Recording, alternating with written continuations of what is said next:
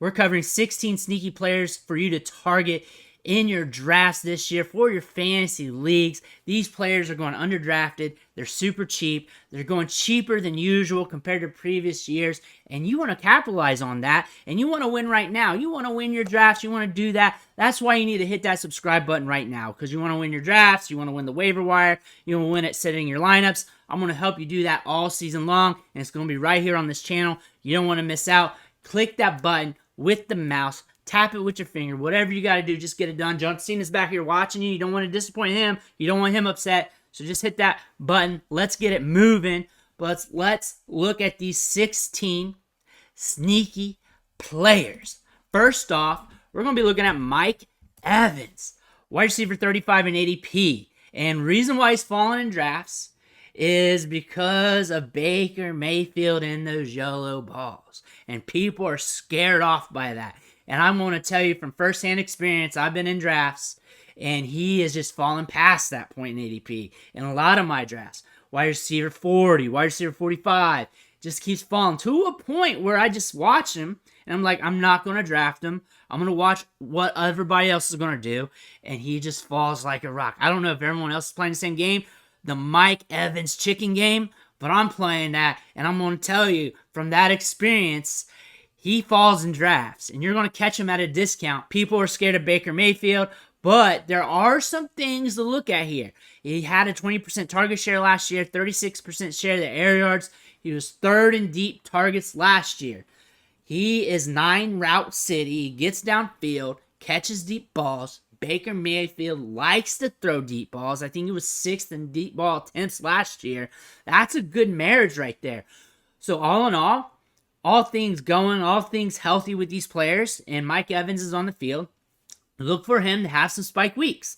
When you're catching him at a discount, and that's what you're getting is spike weeks from your player, that's a good thing to get. Because if you're expecting consistency, he'd be valued at like wide receiver 20, 15, or whatever. But now you're catching him at spike weeks, maybe even better.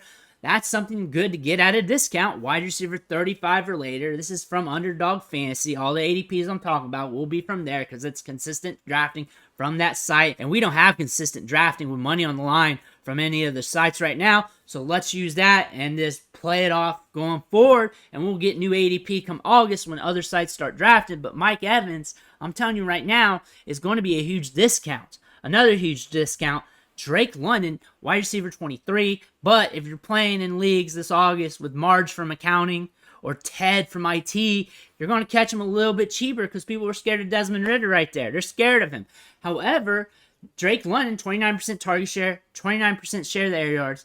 Albeit, Kyle Pitts was out of lineup with an injury for a lot of the season. He can still rack up targets, rack up air yards, which is what you want to see from your wide receivers. Plays well with Ridder. Ridder likes to chuck it deep. He likes to chuck it deep. That merges well with London's game. London, first-round wide receiver from last year's draft, has a big play potential, and that is something you want, and he has a lot of upside. When you get a wide receiver in rounds 3 to 5, in that range, you really want to start shooting for upside. London has a lot of upside to look at. Next is Deontay Johnson, wide receiver 29 ADP, but you might be able to catch him cheaper come August. Let's see what happens with those ADPs when people really start drafting. 147 targets last year, 0 touchdowns. That's really hard to do, to get that much workload and not score any touchdowns. So as long as he's continuing to see a large target share, a large share of the air yards, we should see things increase. Touchdowns, we should see him at least get 1.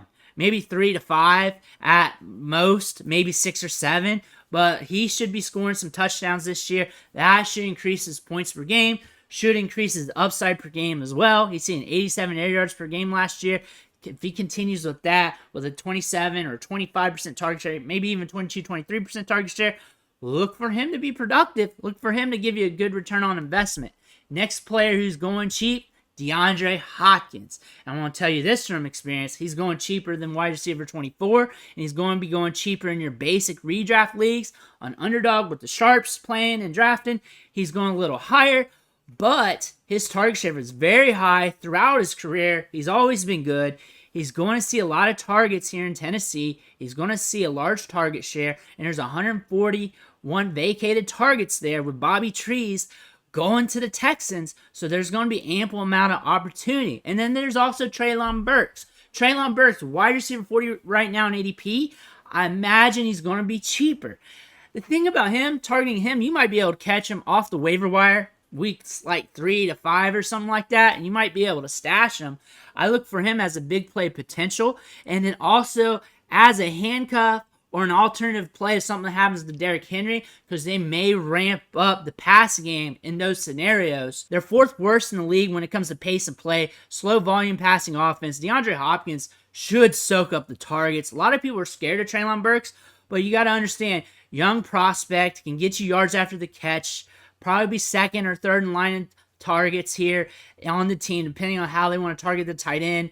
But if things ramp up due to situations that we don't want to happen, but it's football and it does happen, we could see him see more targets than expected, but he could also have some splash performances. I imagine at wide receiver 45 plus price tag in ADP come August, I imagine that discount might be all right for you, but also you might want to think about waiver wire in the future as well, because he might be there looking at you.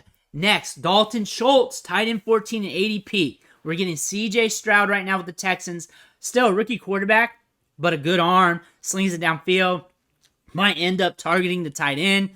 Houston tight ends last year, under 6 of them. 131 targets, 77 catches, 956 yards. Schultz averaged 9.6 points per game last year. I think in 2021 he was tight end 3. So there is potential here, especially if the volume's going to go to the tight end over the middle. That could happen, and at tight end 14, there's no real loss. So if you're going late round tight end, here's a target for you. Next, back to running back. And a running back you can catch at a discount due to Zach Charbonnet's Kenneth Walker. RB16 ADP might be even cheaper here in the next few weeks. 52 red zone carries, 228 carries, and a 65.3% opportunity share. So he does get volume. This team wants to run the football because they told us that when they drafted Charbonnet in the 2nd round. With them wanting to be able to run the football, that means Kenneth Walker's still going to get volume. There's still upside here. Highly athletic, can get you yards after contact, very explosive. He's very nasty in space. Kenneth Walker can still get you volume, can still get you double-digit PPR fantasy performances. And honestly, with running backs, as long as they're healthy on the field and getting some touches, that's really all you can ask for. And if they're getting touches and they can get you yards in space like Kenneth Walker does, that is something you're going to want on your team. And at that price tag, that's pretty cheap considering the value at the running back position. But going back to another running back here who's a rookie who's just dripping with upside. We don't know the downside yet, but he's dripping with tons of upside. Is Devin Achane, RB39 ADP. Could be cheaper here in the next few weeks, depending if they bring in the other running backs. But we got elite speed here, 4.32. This guy can blaze. They're going to want to use him. They spent day 2 draft capital on him. He's solid in the passing game. Can catch balls out of the backfield. We have Jeff Wilson, Raheem Mostert, Myles Gaskin. Good running backs per NFL terms, but no world beaters either. Devin Achane could be used here. He's so fast and so explosive. A couple touches in a game where he just really goes off could be enough to get you a couple spiked weeks. Really great for best ball and really great to have on the back end of your roster if attrition does happen. Next is Courtland Sutton. Old dependable at wide receiver 48 ADP. Super cheap. What if Russ takes a step forward because they have invested in the offensive line? He was 11th in deep targets last year with a 23% target share and 28% share of the air yards and 89 air yards per game. What if we connect more on those deep passes? What if the offensive line being recooked per se really helps Russ Wilson, connects with Courtland Sutton? Sutton has a healthy year, or at least get you like 15 games, 13 games, or something like that. He could be productive for you at that price tag at around wide receiver 50, and you're getting target share and deep targets on top of that. It's hard not to think hard on Courtland Sutton. Next is Tyler Lockett, wide receiver 33 in ADP, a little bit more expensive, but a guy that gets you spike weeks, a guy that's probably going to drop a little bit in your drafts because Jackson Smith-Njigba looks like he's going to be the truth. He's going to get some targets. He's going to be able to be productive, but don't sleep on Lockett either. He's going to have some target share. He's going to get those deep targets, which is going to account for spike weeks. As you look on the chart there over the last 3 years, he lives on spike weeks. You want those spike weeks. If you get him in best ball, you love him.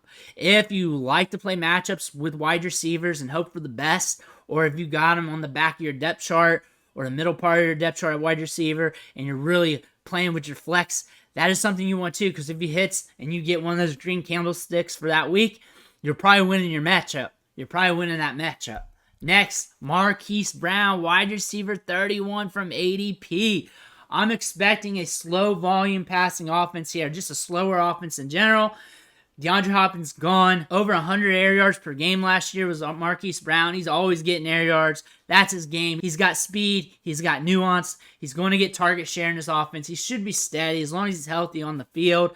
It's going to be a slower offense, but he's going to be the wide receiver one there, and he's going to be getting deep targets. Should give you at least volatile production. TYJAE Spears might be one of the best handcuffs to get at dirt cheap. Derrick Henry gets a 45% opportunity share, 319 attempts last year. If he goes down, they're still going to want to run the football. They're still going to want to use their running backs because their playbook's built around that. They're still going to pass a lot, especially now they've got DeAndre Hopkins and they got TREYLON BURKS as their wide receiver too. But they spent a third-round pick on TYJAE Spears.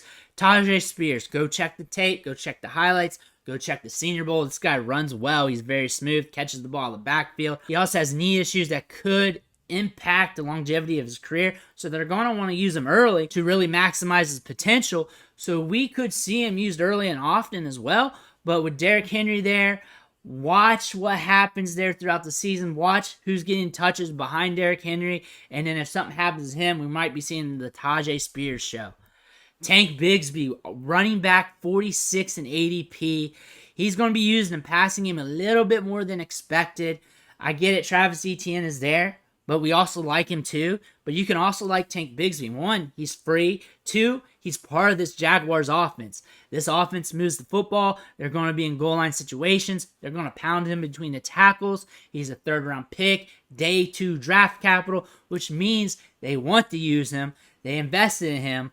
Let's see if he gets some opportunity this year. And the investment's so cheap that if it's not working out, you can move on. Next, Quentin Johnston, wide receiver 42. Over his career at TCU at a 15.6 average depth of target. Justin Herbert loves slinging the ball downfield. They should marinate well with each other. Keenan Allen and Mike Williams should soak up the targets. However, they're not a clean bill of health always. Injuries do happen. And you know what? Quentin Johnston should eventually see his opportunity. He's a first-round pick for a reason. And we're watching him in camp looking good. And he is a pure upside play for the long term this year. Next, Tim Patrick, wide receiver 73 in ADP. Free. Will be on waivers, but a guy you need to pay attention to, especially if you're in like 22-round drafts, 25-round drafts. He had 15 double-digit PPR performances between 2021 and 2022 before he got hurt. 13.7 yards per catch. This guy gets targets downfield. He's looking good per reports, and if given an opportunity this year, could be a guy you want to go after somewhere down the line. Could be a target for you. Don't sleep on him. Last but not least, Irv Smith, tight end 18 in ADP. When you want to invest in the Bengals offense, this guy's highly athletic. And the tight end position, super, super wonky. The tight end 12 sometimes only scores like a point or two more than the tight end 25. And sometimes even the tight end 8's not too far off from the tight end 25. From a week-to-week standpoint, a lot of upside here, super cheap. And if you're going super late at tight end or you're streaming tight ends, Irv Smith is a guy you want to look at because you're just playing the cheap game. You're playing the matchups. He's in an offense that can really fuel his production. And those are 16 players that we're looking at, that we're looking to get in our fantasy drafts or even the waiver wire this season. They are sneaky targets, sneaky plays to look at. But let me know who you're trying to get in your drafts, who you're trying to get on your fantasy team. Drop that in the comments below. Don't forget to hit that subscribe button. Catch you on the next video.